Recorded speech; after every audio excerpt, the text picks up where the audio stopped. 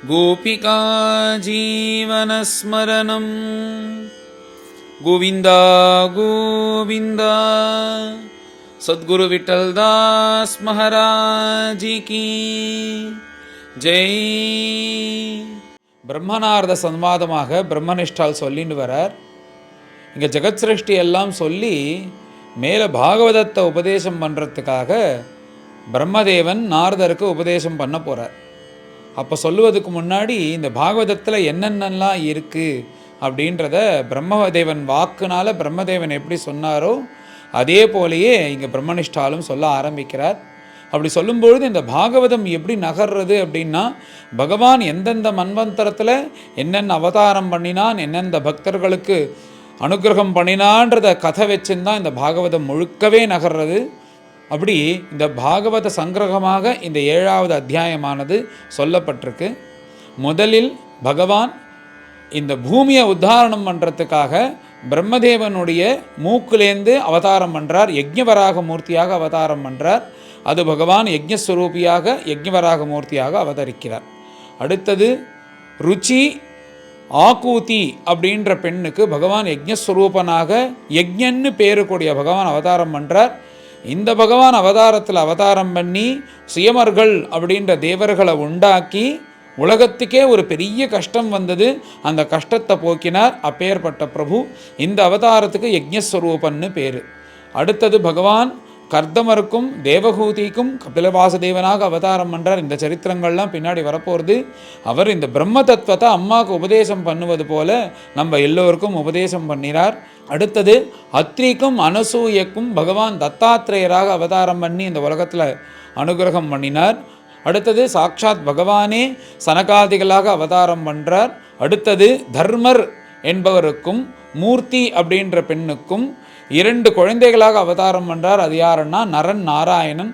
இவர் உலகத்தில் அவதாரம் பண்ணி பகவத் தத்துவத்தை உபதேசம் பண்ணுறார்கள். அடுத்ததாக துருவசுவாமி பரம பாகவதோத்தமர் உத்தானபாதனுக்கும் சுனீதிக்கும் பிறந்த துருவனுக்கு அனுகிரகம் பண்ணுறதுக்காக பகவான் வரார். அடுத்ததாக வேணனுடைய சரீரத்தை கடைந்த போது சாக்ஷாத் பகவான் பிருத்து அர்ச்சிஸாக அவதாரம் பண்ணி இந்த பூமியே ஒரு பசுமாடாக ஆக்கி, எப்படி பசுமாட்டில் பால் கறக்கிறது போல இந்த பூமி ஆகிற பசுமாட்டிலேருந்து ஓஷதிகள்லாம் எடுத்து இந்த பூமியை சரி பார்க்கிறார். அப்பேற்பட்ட உயர்ந்த அவதாரம் இந்த பிருத்து அவதாரம். அடுத்ததாக பகவான் நாபிக்கும் மேருதேவிக்கும் அந்த யாகசாலையில் ஆவிர்பவித்து நானே புத்திரனாக அவதாரம் பண்ணுறேன் அப்படின்னு அனுகிரகம் பண்ணினார். அப்பேற்பட்ட பகவான் ரிஷபனாக அவதாரம் பண்ணி வானப்பிரஸ்தாசிரமம் சந்நியாச தர்மமும் ஒருத்தன் கடைசி கால பரியந்தம் எப்படி இருக்கணும்னு இன்று 4 ஆசிரமத்தில் எப்படி வாழணும்னு எல்லாத்தையும் காண்பித்த பிரபு. அடுத்ததாக பிரம்மாவனுடைய மூச்சு காற்று மூலமாக ஹயக்ரீவராக அவதாரம் பண்ணி பகவான் வேத சம்ரக்ஷணம் பண்ணினார். அடுத்தது இந்த மன்வந்தர ஆரம்பத்தில் வேதங்கள் எல்லாம் நசிக்க கூடாதுன்றதுக்காக இந்திரத்யும்னன் பாண்டிய ராஜா கிட்ட சொல்லி மத்ஸ்யமூர்த்தியாக பகவான் அந்த பிரளய காலத்தில் அந்த பாண்டிய ராஜாவாக இருக்கக்கூடிய இந்திரத்யும்னனுக்கும் மற்ற எல்லாருக்கும் உபதேசம் பண்ணி கொண்டு மத்ஸ்யாவதாரம் எடுத்து இந்த ரிஷிகளையும் அந்த ராஜாவையும் வேதத்தையும் காப்பாற்றினார். அடுத்ததாக பகவான் கூர்மாவதாரம் பண்ணி ஆதி கூர்மமாக இந்த உலகத்தையே தாங்கின்னு இருக்கார். அப்பேற்பட்ட பிரபு இரண்யகசிபுவை சம்ஹாரம் பண்ணுறதுக்காக பிரகலாதனுடைய வாக்கை நிஜம் பண்ணுறதுக்காக நரசிம்மராக அவதாரம் பண்ணினார். அப்புறம் அப்பேற்பட்ட பிரபு அந்த கஜேந்திராழ்வார் ஆதிமூலமேன்னு கூப்பிட்டாரே, அந்த கஜேந்திராழ்வானுக்கு அனுகிரகம் பண்ணுறதுக்காக பகவான் வராராம். அந்த பகவானுடைய அவசரத்துக்கு பேர் ஹரின்னு பேர். அப்படி பகவான் வரார். அப்புறம் மகாபலி பரம பாகவதோத்தமனாக இருந்தாலும் அவனுக்கு அகம்பாவம் சாத்வீக அகம்பாவமானது இருந்தது. அந்த அகம்பாவத்தையும் போக்கணுன்றதுக்காக அதித்தி அம்மாக்கும் கஷ்யப்பருக்கும் வாமனராக பிறந்து பகவான் அவதாரம் பண்ணி இந்த உலகத்துக்கு க்ஷேமத்தை கொடுத்தார். அடுத்தது பகவானே ஹம்சனாக அவதாரம் பண்ணி இந்த உலகத்துக்கு ஞான தத்துவத்தை உபதேசம் பண்ணார். அப்பேற்பட்ட பிரபு ஆயுர்வேத சாஸ்திரத்தை கையில் எடுத்துட்டு தன்வந்தரியாக அவதாரம் பண்ணினார். அதுக்கப்புறம் பிராமண சிரேஷ்டனாக இருக்கக்கூடிய ஜமதக்னிக்கும் ரேணுகாக்கும் பரசுராமராக அவதாரம் பண்ணி இந்த உலகத்தில் இருக்கிற எல்லா கெட்ட க்ஷத்திரியர்களும் அழித்து இந்த உலகத்துக்கு ஒரு பரமக்ஷேமத்தை கொடுத்த அவதாரம். அடுத்ததாக நம்ம ராமச்சந்திர பிரபுவாக அவதாரம் பண்றார் தசரதருக்கும் கௌசல்யக்கும். ஏன்னா இந்த ராவணன் ரொம்ப திமிருக்காரனா. இந்திரன் கூட சண்டை போடும்போது அந்த ஐராவதம் வந்து முட்டுமா, அந்த ஐராவதம் வந்து முட்டும் போது அதனுடைய தந்தங்கள்லாம் வந்து அவனுடைய கவச்சத்தில் பட்டு அந்த அவனுடைய கவச்சத்தில் இந்த ஐராவதனுடைய தந்தம்லாம் உடஞ்சி இருக்குமா. ஆனால் யாராலையும் ஜெயிக்க முடியாத ஒரு வீரனாக திமிராக சுத்தின்றிருந்த அந்த ராவணனை சாதாரண ஒரு மனுஷ அவதாரம் எடுத்து தசரதனுக்கும் கௌசல்யக்கும் பிறந்து அப்பேற்பட்ட ராவணனை சம்ஹாரம் பண்ண மூர்த்தி அந்த பகவான். அடுத்தது லோகத்துக்கே க்ஷேமத்தை கொடுக்கறதுக்காக, கீதோபதேசம் பண்ணுவதற்காக, பூபாரத்தை போக்குவதற்காக சாட்சாத் பகவானே கிருஷ்ணராக அவதாரம் பண்றார். அதுக்கப்புறம் பராசரருக்கும் சத்யவதிக்கும் லோகக்ஷேமார்த்தம். இன்னைக்கு இத்தனை புராணங்கள், வேதத்தை படிக்கிறோம், புராணத்தை படிக்கிறோம், பிரம்மசூத்திரம் படிக்கிறோம். இத்தனைக்கும் காரணம் யாருன்னா வியாசாய விஷ்ணு ரூபாயன்னு அப்பேற்பட்ட வியாசராக பகவான் அவதாரம் பண்றார். அடுத்ததாக இந்த யஜ்ஞ தர்மங்கள் எல்லாம் கண்டிப்பது போல சாட்சாத் விஷ்ணுவே புத்தராக அவதாரம் பண்றார். அடுத்தது கடைசியாக எப்பொழுது ஸ்வாஹா ஸ்வதா அப்படின்ற இந்த ரெண்டு விஷயம் உலகத்துல இல்லாம போகிறதோ அப்ப கல்கி அவதாரம். இது என்னது ஸ்வாஹா ஸ்வதா அப்படின்னா, ஸ்வாஹாஹா அப்படின்னா நம்ம குடிக்கிற அவிர்வாகம் முழுக்க தேவர்களுக்கு போகும். ஸ்வதா அப்படின்னா அது முழுக்க அந்த அவிர்வாகத்தை முழுக்க பிதற்கள் எடுத்துப்பா. எந்த ஒரு இந்த பூலோகத்தில் தேவர்களும் பிதர்களும் யாரும் ஆராதனை பண்ணாமல் என்னைக்கு ஆரமோ அன்னைக்கு இவர்கள் எல்லாரும், இந்த அதர்மிஷ்டர்கள் எல்லாரையும் கண்டிக்கிறதுக்காக அந்த பகவானே கல்கியாக அவதாரம் பண்ண போகிறார் அப்படின்னு இந்த பாகவதத்தில் வரக்கூடிய சரித்திரம். இதுதான் இந்த பாகவதத்தினுடைய சங்கிரகம். அப்பேற்பட்ட பகவான் தர்ம சம்ஸ்தாபனார்த்தாய சம்பவாமி யுகே யுகேன்னு அவதாரம் பண்ணி தர்ம சம்ஸ்தாபனம் பண்ண போகிறார். இப்பேற்பட்ட பகவான இக்ஷ்வாகு ரைல முச்சுகுந்த விதேக காதி ரகு அம்பரீஷ விபீஷண இப்படி எல்லோரும் வந்து என்னன்னா சப்த தீபத்தை ஆண்ட மகான்கள், சப்த தீபத்தை ஆண்ட ராஜாக்கள், சக்கரவர்த்திகள் எல்லோரும் வந்து என்னன்னா இதை வந்து ஒரு துச்சமாக நினச்சி பகவத் ஆராதனம் பண்ணியிருக்கா. அப்பேற்பட்ட பிரபு, அப்பேற்பட்ட பிரபுவை சொல்லக்கூடிய சரித்திரம், அப்பேற்பட்ட பாகவதம். இதை நான் எங்கள் அப்பா கிட்ட அத்தியனம் பண்ண. இதம் பாகவதம் நாம என்மே பகவதோதித்தம். இதை நான் உனக்கு சொல்கிறேனே, இது எங்கள் அப்பா கிட்ட அத்தியனம் பண்ண பாகவதம். இப்போ 7 நாள் என்னால் என்ன முடியுமோ அதை சொல்கிறேன்ப்பா, அதை நீ கேளு. இப்போ அப்படி சொல்லிட்டு மணியான ஒரு ஸ்லோகத்தை நம்ம எல்லோருக்கும் சொல்லிக் கொடுக்குறார். முக்கியமாக இந்த பிரவச்சனம் பண்ணுறவர்களுக்கு சொல்லிக் கொடுக்குறார். என்னன்னா யதா ஹரௌ பகவதி நிருணாம் பக்திர் பவிஷ்யதி சர்வாத்மனி அகிலாதாரே இது சங்கல்பிய வர்ணயா. இந்த ஸ்லோகத்தை சொல்லிட்டு தான் மேலே யாராக இருந்தாலும் பிரவச்சனத்தை ஆரம்பிக்கணும். குருநாதருடைய கிருப்பை, சுவாமியோட கிருப்பை. இந்த ஸ்லோகத்தை சொல்லாமல் நான் பிரவச்சனம் பண்ணவே மாட்டேன். ஏன்னா இது ரொம்ப பிடிச்ச ஸ்லோகம். ஒரு பிரவச்சனம் பண்ணுறவன் வந்து எப்படி சொல்லணும்ன்றதை சொல்லிக் கொடுக்குறார் சுகாச்சாரியால். யதா ஹரோ பகவதி நிருணாம் பக்திர் பவிஷ்யதி. நீ சொல்லக்கூடிய பிரவச்சனமானது அது வேணுமா, இது வருமா, இது கிடைக்குமா, நாளைக்கு இதை கொடுப்பாலான்னு எந்த எதிர்பார்ப்பும் இல்லாமல் ஒரு மனசில் பக்தி கூட இல்லாதவனுக்கு நீ சொல்கிற பிரவச்சனமாவது அவன் 1 மணி நேரம் கேட்டான்னா அவன் மனசில் துளியாவது பக்தி வரணும்னு நீ பகவான்கிட்ட பிரார்த்தனை பண்ணிக்கோ. நணாம் பக்திர் பவிஷ்யதி சர்வாத்மனி அகிலாதாரே இதி சங்கல்பிய வர்ணயா. அப்படி ஒரு சங்கல்பத்தை வச்சுண்டு அவனுக்கு பக்தி வரணும்னு வச்சுண்டு நீ ஒரு சங்கல்பம் பண்ணிண்டு மேலே பகவானை நினச்சிண்டு கதை சொல்லுப்பா, இதுதான் அவனுக்கு ஸ்ரேயஸை கொடுக்கும் அப்படின்றது போல் இப்படி தான் மேலே நான் உனக்கு சொல்ல போகிறேன் அப்படின்னு சொல்லிட்டு இந்த பாகவதத்தினுடைய பெருமையை சொல்லி முடிக்கிறார். அதான் இந்த 7வது அத்தியாயத்தினுடைய கதை. மேடை எல்லோரும் கடந்து பாராயணம் பண்ணுவோம். அத சப்தமோऽध्यायः ब्रह्मोवाच यत्रोद्यतः क्षितितलोद्धरणाय बिभ्रत् क्रौडीं तनुं सकलयज्ञमयीम् अनन्तः अन्तर्महार्णव उपागतमादिदैत्यम् तं दंष्ट्रयाद्रिमिव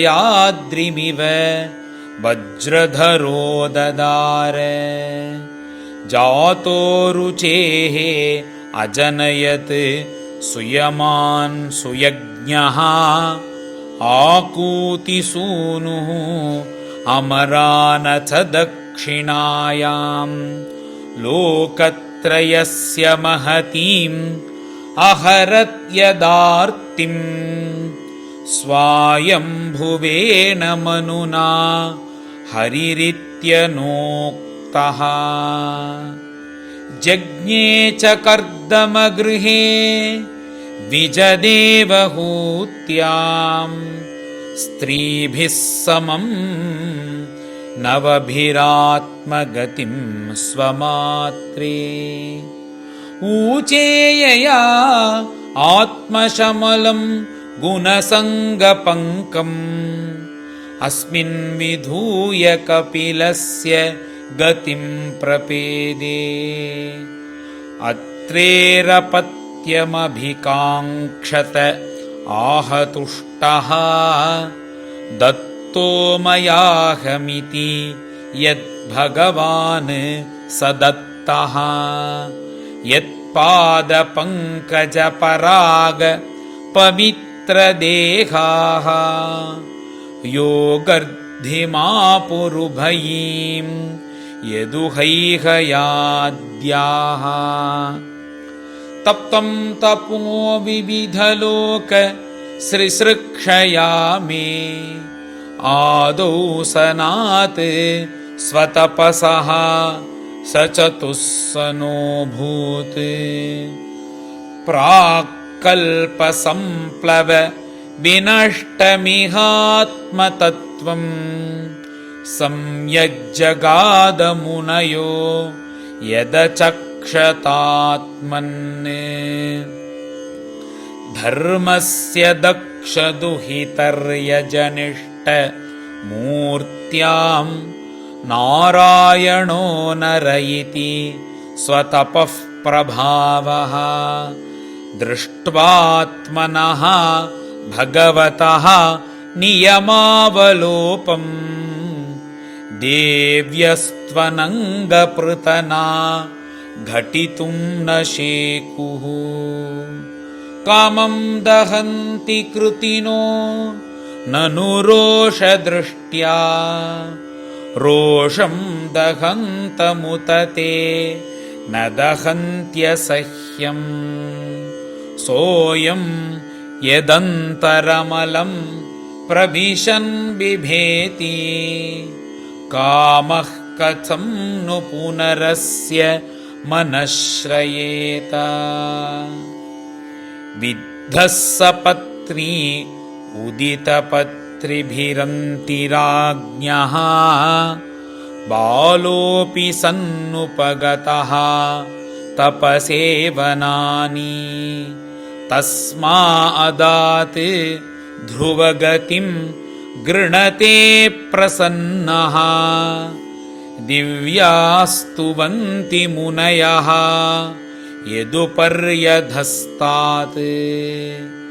यद्वेनमुत्पथगतं द्विजवाक्यवज्र विप्लुष्टपौरुषभगं निरये पतन्तम्। त्रात्वार्थितो जगति पुत्रपदं च लेभे दुग्धावसूनि वसुधा सकलानि येन। नाभेरसौ ऋषभ आस सुदेवसूनुः यो वै चचार समदृक् जडयोगचर्यां। यत्पारमहंस्यं ऋषयः पदमामनन्ति स्वस्थः प्रशान्तकरणः परिमुक्तसङ्गः। सत्रे ममास भगवान् हयशीरशाथो साक्षात् स यज्ञपुरुषः तपनीयवर्णः। छन्दोमयः मखमयो अखिलदेवतात्मा वाचो बभूवुः उशतीः श्वसतोऽस्य नस्तः। मत्स्यो युगान्तसमये मनुनोपलब्धः क्षोणीमयो निखिलजीवनिकायकेतः। विस्रंसितान् उरुभये सलिले मुखान्मे आदाय तत्र विजहार हवेदमार्गान्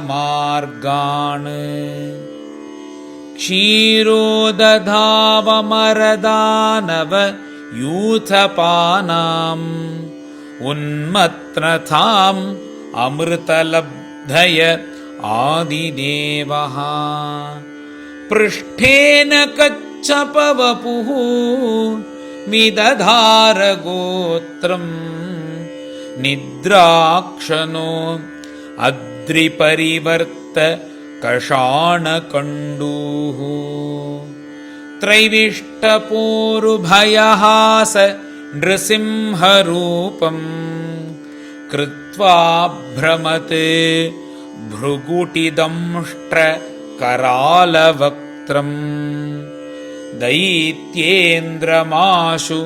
गदयाभिपतन्तमारात् ऊरौ निपात्य विददार नखैः स्फुरन्तम् अन्तःसरसि उरुबलेन पदे गृहीतः ग्राहेण यूथपतिः अम्बुजहस्त आर्तः आहेदम् आदिपुरुषा अखिललोकनाथ तीर्थश्रवः श्रवणमङ्गल नामधेया श्रुत्वा हरिस्तमरणार्थिनम् अप्रमेयः चक्रायुधः पदगराजभुजाधिरूढः चक्रेण नक्रकदनं विनिपाट्य तस्मात् हस्ते प्रगृह्य भगवान् कृपयोज्जहार ज्यायान् गुणैरवरजोऽपि अदितेः सुतानां लोकान् विचक्रमयिमान् यतथाधियज्ञः क्ष्मां वामनेन जगृहे त्रिपदच्छलेन याञ्चामृते पथि चरन् प्रभुभिर्न चाल्यः नार्थो बलेः अयम् उरुक्रमपादशौचम् आपश्शिखाधृतव्रतो विबुधाधिपत्यम् यो वै प्रतिश्रुतम् ऋतेन चिकीर्षिदन्यत् आत्मानमङ्गशिरसा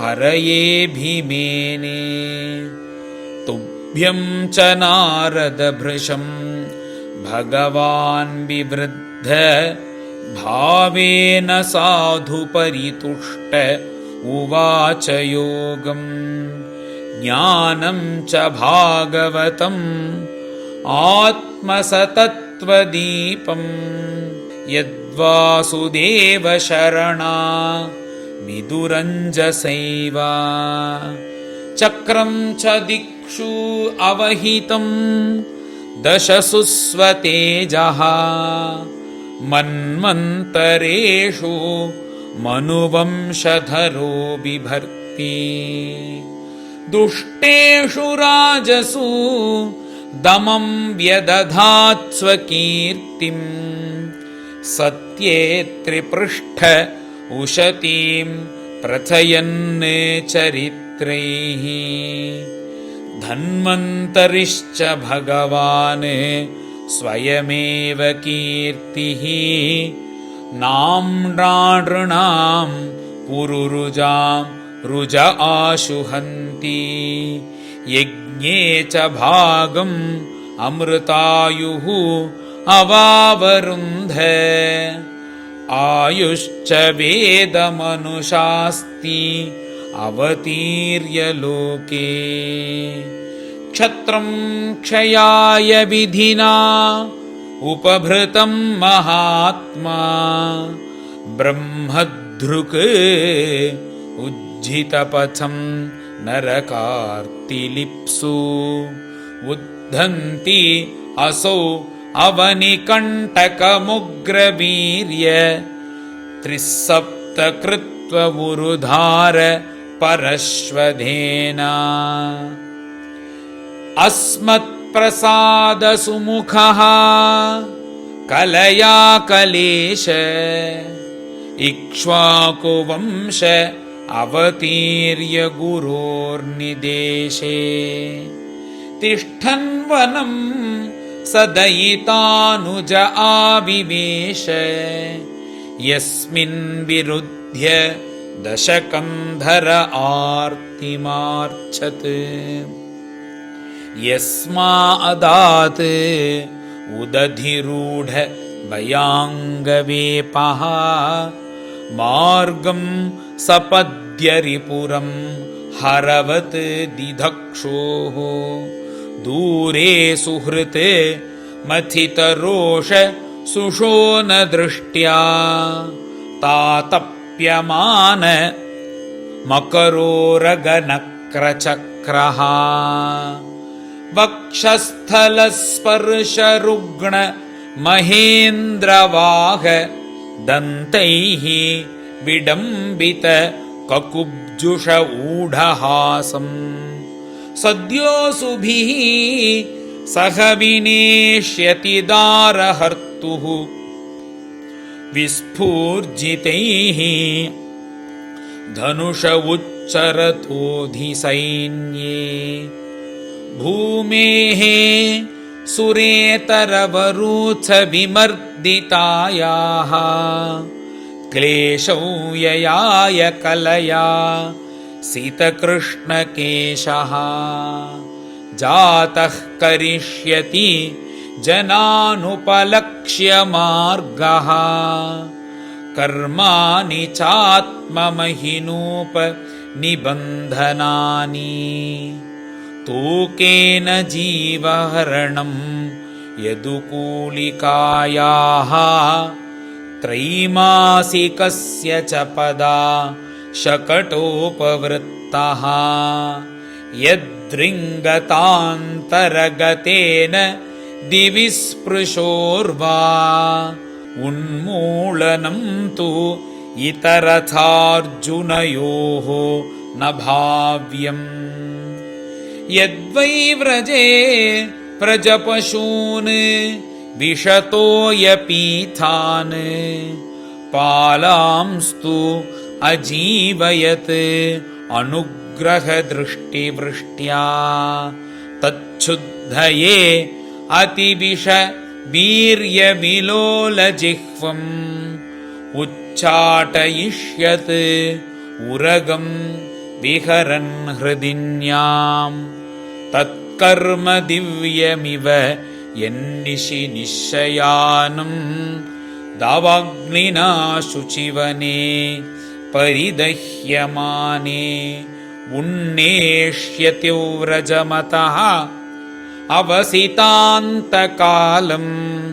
नेत्रे पिधाय सबलो अनधिगम्य वीर्यः गृह्णीत यद्यत् उपबन्धममुष्य माता शुल्बं सुतस्य न तु तत् तदमुष्यमाति यजृम्भतोऽस्य वदने भुवनानि गोपी संवीक्ष्य शङ्कितमनाः प्रतिबोधितासीत् नन्दं च मोक्ष्यति भयात् वरुणस्य पाशात् गोपान् बिलेषु पिहितान् मयसूनुना च अन्यापृतं निशि शयानमतिश्रमेण लोकं विकुण्ठम् उपनेष्यति गोकुलं स्म गोपैर्मखे प्रतिहते व्रजविप्लवाय देवेऽभिवर्षति पशून् कृपयारिरक्षुः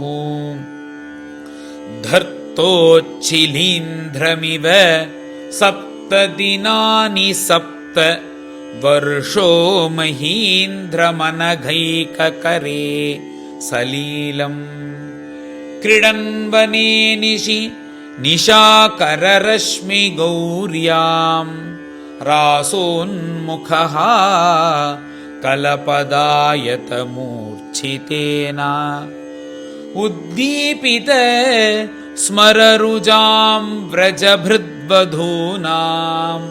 हर्तुर्हरिष्यति शिरो धनदानुगस्य ये च प्रलम्ब खरदर्दुरकेश्यरिष्ट मल्लेभकंसयवनाः कुजपौण्ड्रकाद्याः अन्ये च शाल्व कपिबल्वलदन्तवक्त्र सप्तोक्षशम्बर विदूरथ रुक्मिमुख्याः एवामृधे समितिशालिन आत्तचापाः काम्बोजमत्स्य कुरुकैकयसृञ्जयाद्याः यास्यन्ति अदर्शनमलं बलपार्थभीम व्याजाह्वयेन हरिणा निलयं तदीयम् कालेन मीलितधियाम् अवमृश्य नृणां स्तोकायुषां स्वनिगमो बत दूरपारः आविर्हितस्तु अनुयुगं स हि सत्यवत्यां वेदद्रुमं विटपशो विभजिष्यति स्म देवद्विषां निगमवर्त्मनि निष्ठितानां पूर्भिर्मयेन विहिताभिरदृश्यतूर्भिः लोकान् घ्नतां मतिविमोहितमतिप्रलोभम् वेषं विधाय बहुभाष्यत औपधर्म्यम् यर्ह्यालयेष्वपि सतां न हरेः कथा स्युः पाखण्डिनो द्विजजनाः वृषलानृदेवाः स्वाहा स्वधावषडिति स्म गिरो न यत्र शास्ता भविष्यति कलेः भगवान् युगान्ते सर्गे तपोहं ऋषयः नवये प्रजेशाः स्थाने च धर्ममखमनु अमरावनीशाः अन्ते त्वधर्महरमन्यु वशासुराद्याः माया विभूतय इमाः पुरुषक्तिभाजः विष्णोर्नुवीर्यगणनां कतमोर्हतीह यः पार्थिवान्यपि कविर्विममे रजांसि चस्कम्भयः स्वरं हसा अस्खलतात्रिपृष्ठं यस्मात्त्रिसाम्यसदनात् उरुकम्पयानम् नान्तं विदाम्यहममि मुनयोऽग्रजास्ते मायाबलस्य पुरुषस्य कुतोपरेये गायन् गुणान् दशशतानन आदिदेवः शेषोऽधुनापि समवस्यति नास्य पारम् येषां स एव भगवान् दययेदनन्तः सर्वात्मना आश्रितपदो यदनिर्व्यलीकम् ते दुस्तराम् अतितरन्ति च देवमायां नेषां ममागमिति धीः स्वशृगालभक्ष्ये वेदागमङ्गपरमस्य हि योगमायां यूयं भवश्च भगवान् अथ दैत्यवर्यः पत्नीमनोः स च मनुश्च तदात्मजाश्च प्राचीनबर्हिः ऋभुरङ्गवुत ध्रुवश्च इक्ष्वाकुरैलमुचुकुन्द विदेहगाधिः रघु अम्बरीष सगराः गयनाहुषाद्याः मान्धात्रलर्कशतधन्वनु रन्ति देवाः देवव्रतो बलिरमूर्तरयो दिलीपः सौभर्युतङ्कशिबिदेवल पिप्पलादः सारस्वत उद्धव पराशर भूरिषेणाः येन्ये विभीषण हनुमत् उपेन्द्रदत्त पार्थार्ष्टिशेन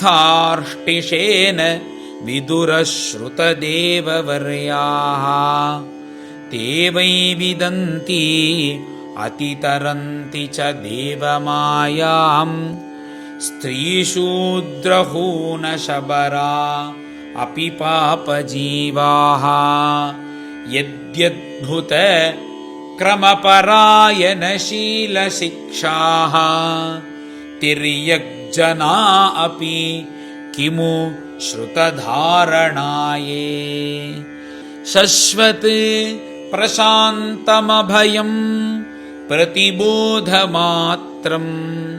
शुद्धं समं सदसतः परमात्मतत्त्वं शब्दो न यत्र पुरकारकवान् क्रियार्थः मायापरैत्यभिमुखे च विलज्जमाना तद्वै पदं भगवतः परमस्य पुंसः ब्रह्मेति यत् विजुरजस्त्रसुखं विशोकम् सद्यं नियम्य यतयो यमकर्तहेतिं जह्युस्वराडिव निपानखनित्रमिन्द्रः सश्रेयसामपि विभुः भगवान् यतोऽस्य भावस्वभावविहितस्य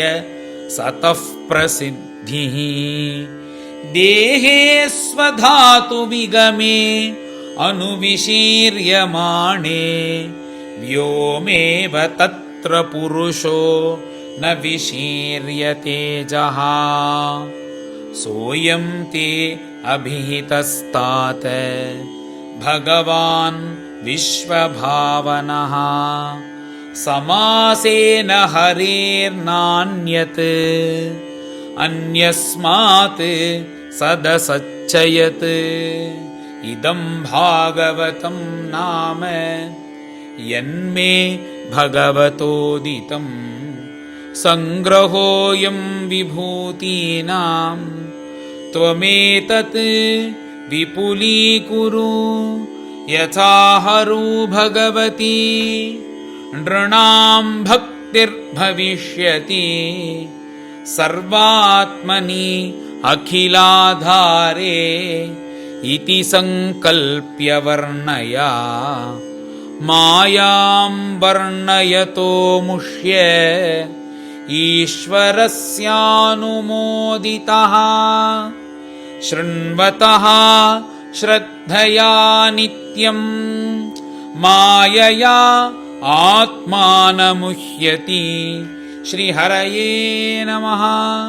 इति श्रीमद्भागवते महापुराणे द्वितीयस्कन्धे ब्रह्मनारदसंवादे सप्तमोऽध्यायः।